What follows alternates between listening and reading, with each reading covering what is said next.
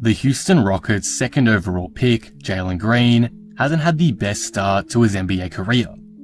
While he's shown flashes of superstardom here and there, for the most part, he's been inconsistent, inefficient, and a below-average defender. This kind of play has become more prominent in the past month, where through his last 8 games, Green has averaged just 11 points on shooting splits of 29% from the field and 17% from 3. That is simply awful. But as a Rockets fan, I'm willing to be more patient with Jalen than maybe others are. As I've watched Houston and Jalen throughout the season, I've picked up some things that I like about Jalen's game and some things he can improve on that can take him to the next level. A lot of that was seen in today's game against Portland. So, in today's video, I'll be breaking down footage from that match to show a couple of areas in Jalen's game that I believe will make him an amazing player with just a bit of improvement over the rest of the season. Before we start, if you're new here and enjoy the video, be sure to subscribe. For more NBA content like this, I'd love to reach 18,000 subscribers on this channel. We're like 15 away from that goal, so all support would be greatly appreciated. Anyway, with that being said, let's talk about Jalen Green. The first area, and probably the biggest area where I think Jalen can improve his game and take it to the next level, is his playmaking. Offensively, Jalen makes some great reads, and I think he has the right intention when passing the ball. This dime here to KJ Martin, for example, is a great example of what he can do. It's a bit flashy, but it's a good pass that is delivered perfectly to KJ and catches the defense off guard, which allows KJ to get the easy dunk. Another good play is from the first quarter, where on a well-defended drive, Jalen opts to not shoot the ball high off the glass on a layup attempt, like he was more prone to doing at the start of the season, and instead tries to find the cutting Tate with a wraparound pass. Though Tate can't get a handle on it and it's a turnover, it's the right idea. And it's not something that should be criticized, because again, Jalen is making the right read here. However, these kind of decisions and results when playmaking could be happening a lot more often for Jalen if he makes these reads a step or two quicker, more consistently. I think if he's able to speed up his ability to recognize those reads and therefore make the passes sooner, he's going to be a lot better at creating for his teammates and reduce his turnovers, therefore making him more effective on the floor.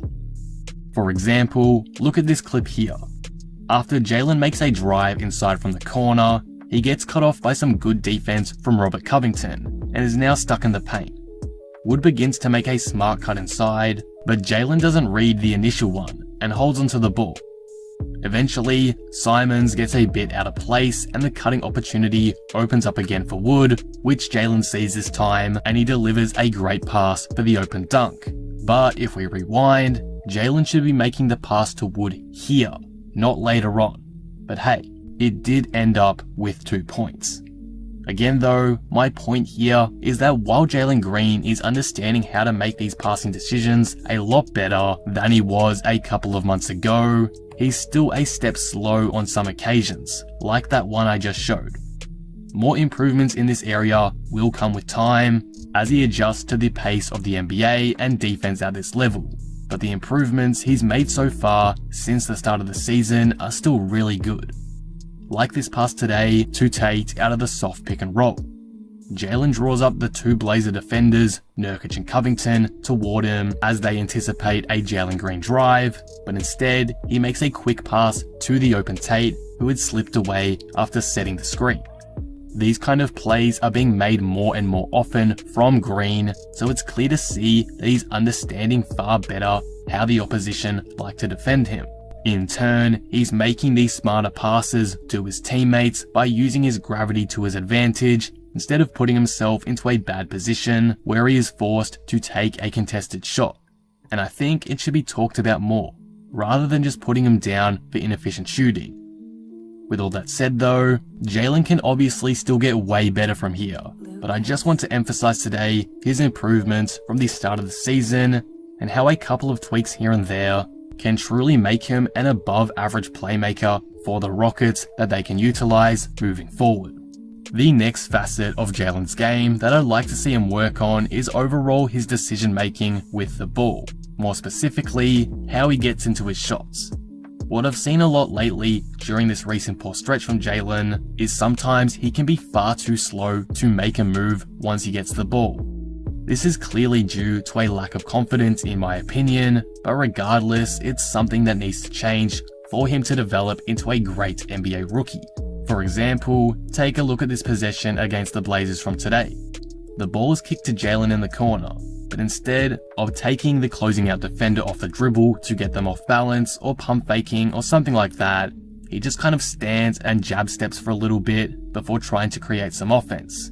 Those few seconds when he gets the ball are so important for keeping the flow of the offense going, and since he doesn't really capitalize on it, Portland are able to regather defensively. Can't hold it, gotta go. He does, gets cut off, needs some help, finds Christian Wood for the... Though in the end, Jalen makes a nice assist to the cutting Wood, the play up until that point had gone dead because things became a lot more stagnant when Jalen stopped for a moment to make his decision on what to do with the ball. If he improves his decision making with the ball in hand, it will make him harder to defend and help with his confidence overall.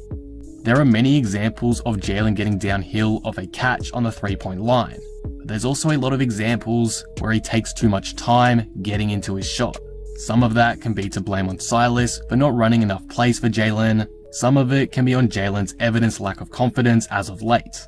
But regardless, Green is much more dangerous when he's moving quickly with the basketball in hand. So I'd like to see him be a bit more decisive when looking to create shots for himself from here on out.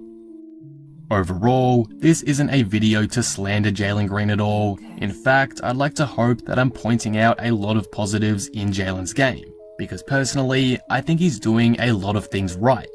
There are just a couple of areas of improvement that I think he can make, and with the right work ethic and dedication that he seems to have, there's no doubt he'll be able to make these improvements and be able to put his name back in the Rookie of the Year conversation by the end of the year.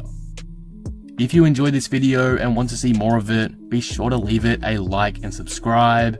But with that being said, I am out. Peace.